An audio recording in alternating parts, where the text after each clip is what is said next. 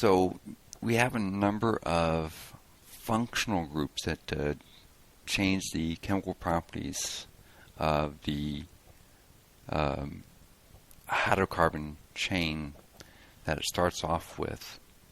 And they have very characteristic properties. And just to start off on the right side here, we have these formulas, and we have a number of R's, R primes, R double primes. And those R's will recommend a generic hydrocarbon fragment. So it could be a CH3, a C2H5, a C3H7, or stuff like that. Because that's not the functional group, so that can vary quite a bit. So functional groups, halohydrocarbons. We have a halogen as a replacement for a hydrogen on a hydrocarbon chain. We use these quite a bit as refrigerants in our air conditioners and refrigerators. We use them for fire extinguishers and a variety of other things also. So we can replace a hydrogen on a hydrocarbon chain with a halogen molecule. If we have a OH group on there, OH group by itself, not associated, we'll see it down later on, but OH group on a carbon that doesn't have any of the functional groups on it is an alcohol. So alcohol is a OH group on a hydrocarbon backbone. If we have a oxygen attached to two different carbons, so this oxygen here has to be sandwiched between two different carbons, that will be an ether. So ether is when we have oxygen between two different carbons. And no, they can be single carbons or carbon chains of any length whatsoever. If we have a carbon double bond with oxygen and a hydrogen, so that fourth part for the carbon bond will be a hydrocarbon chain of some sort. But the carbon double bond oxygen with a hydrogen on it is an aldehyde. Carbon double bond oxygen sandwiched between two other carbons. So it doesn't have a hydrogen, it has two other carbons. That's a ketone.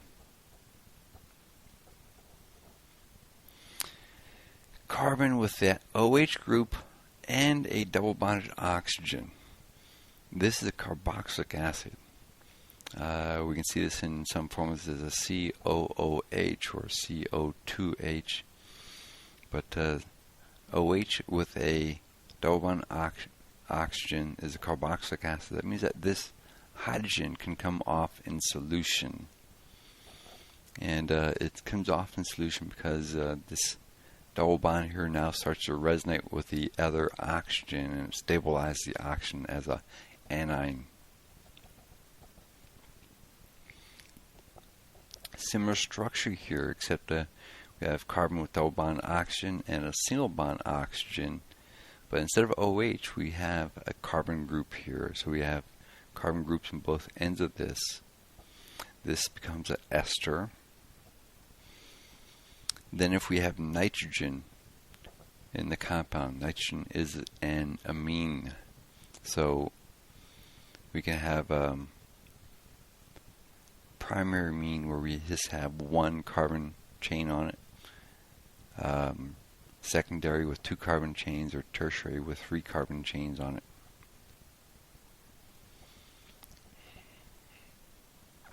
So for alcohols identified by a hydroxyl group, a OH group attached onto carbon, not associated with any carbon double bond oxygen.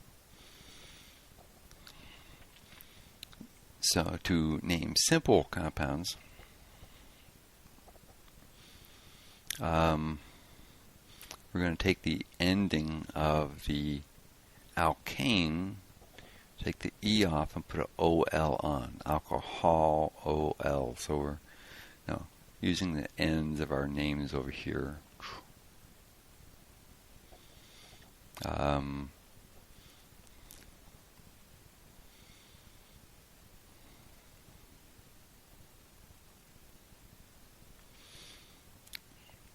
And the alcohols can also be classified as primary, secondary, tertiary.